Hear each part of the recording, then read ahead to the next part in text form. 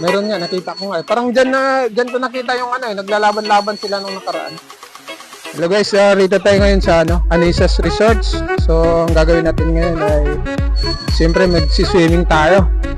So, andito si ma'am ngayon at interviewin natin kung ano yung meron sa Anisas Resorts nito. Saka sino yung mga pwedeng mag-avail? Ang entrance po namin dito sa mga adult po, 75 po ang adult sa day, tapos sa night po ay 150.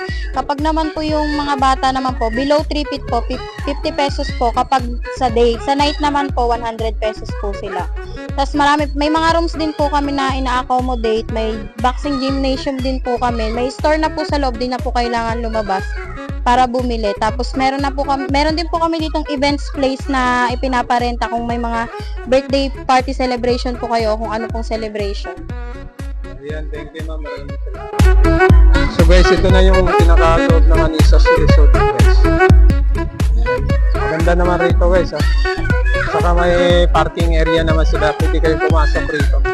Kung sakasakali may mga service kayo, kagaya ganyan, pwede nyo ipasok rito sa loob. Saka may mga rooms na rin sila guys Ayan, ito pala mga rooms nila pwede.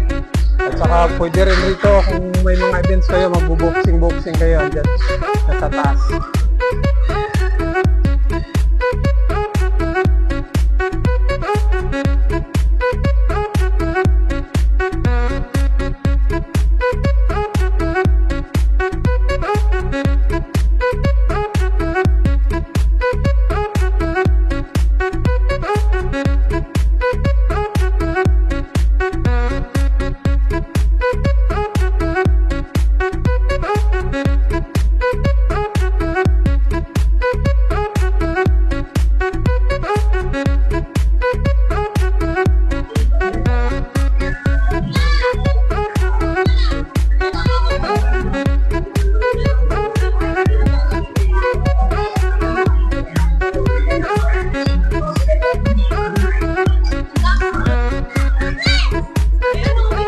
Yan guys, cage naman rito guys, hanggang 3 feet or 4 feet naman sila rito guys.